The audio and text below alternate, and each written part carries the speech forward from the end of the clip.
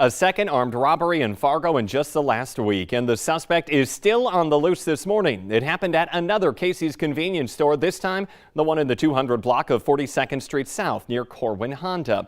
Police got the call just before 4 yesterday afternoon and set up a perimeter around the area. They're not releasing many details, including if they have a suspect, what type of weapon was used, or if anyone was hurt during that holdup. This is the second armed robbery in Fargo this month. 26-year-old Tyler Hendrickson is charged with the holdup at Casey's on 25th Street and I-94 last week. Court documents say he made off with $215 and a carton of cigarettes, and that he robbed the place to support his drug habit. North Dakota's tax commissioner is facing charges after police responded to a disturbance at a Bismarck hotel and found a man they say was too drunk to take care of himself. Police say Ryan Rauschenberger was waiting to check into a clean room yesterday when he went into one that wasn't ready. He shut the door and refused to answer staff. A police report says officers then found him passed out, face down on the bed. This isn't his first run-in with police, though. He was charged with open container 3 months ago and a DUI back in 2017. Rauschenberger has been the North Dakota tax commissioner for the past 7 years. Fargo City Commissioners have now voted 3-2 in favor of ending the urban deer hunting program. It comes at the request of the Fargo police, who say the plan is no longer effective and it's time-consuming for the officers who have to manage it. Last night's vote was the first of 3 that must happen for the law to be repealed. It is now 6:55 here on this Tuesday morning. We want to get a check of your forecast and make sure that the extra hairspray is in use today, Lisa.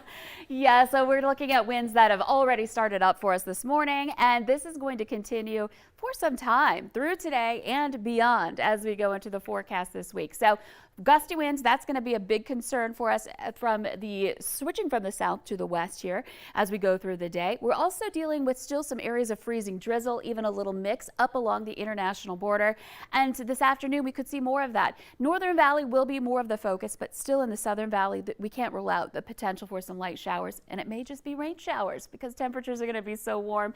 And as we warm above freezing, watch out for some of those slushy roads as well as the day goes along, and road spray on those faster traveling roads. Here's a look at the radar in the Northern Valley. You could see an active radar here this morning. We had some snow earlier move through, that's clearing, and then seeing some areas of pink and green in northeastern parts of North Dakota, indicating that we've got some rain, some freezing drizzle going on. Looks like it's pretty light, but still you may have to turn on those windshield wipers this morning. Southern Valley not as active, but again, I can't rule out a sprinkle or two today. Checking out your sky cam here in Fargo. We're looking at a shaky sky cam. This is at Luther Family Ford.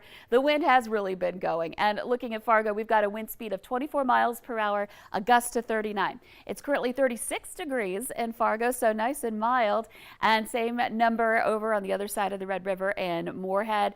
Some snow on the ground, of course, in East Grand Forks, looking toward Grand Forks, where our temperature is 33, so above freezing now.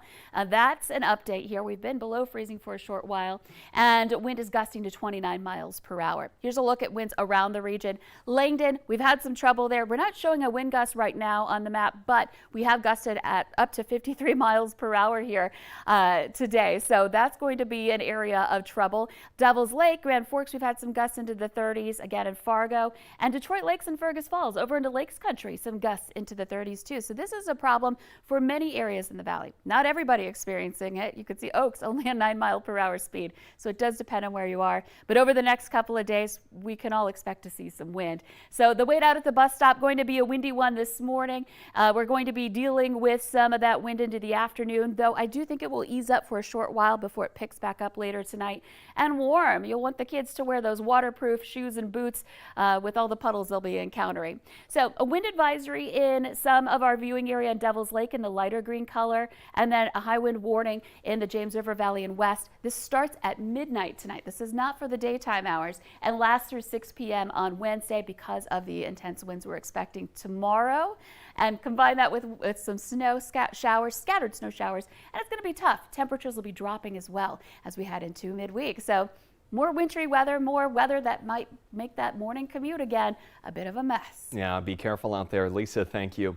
After more than 2 weeks of testimony, closing arguments have wrapped up in the Kyle Rittenhouse trial, and the teenager's fate is now in the hands of a jury.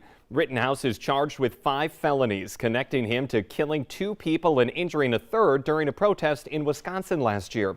A jury panel of 18 will randomly be narrowed down to 12, who will then deliberate that case. Minnesota now leads the nation in new COVID-19 cases based on population. CDC data shows the state with 472 cases per 100,000 people over the last week, part of a regional surge that includes North Dakota, Wisconsin, Michigan, and Nebraska. Yesterday alone, Minnesota reported more than 5,200 new COVID cases. The majority of cases and deaths in Minnesota consist of people who are unvaccinated across all age groups. We have been hearing that this winter is going to be an expensive one to heat our homes, but there are a few things you can do to lessen the blow. The Minnesota Center for Energy and Environment says simple changes can lead to big savings, like caulk around your windows and use that window cling. Also, strip the doors, clear out your dryer vent, and turn down your thermostat at night and when you're away. Also, make sure furniture isn't in front of a fixture. And the best thing, insulation. They found most homes don't have adequate portions of it. Let's get the answer now to that question of the morning on Facebook. Our question, 90% of kids will eat this at some point this year. Only 10% of adults will do the same. The answer, some snow. Plenty of it to eat right now.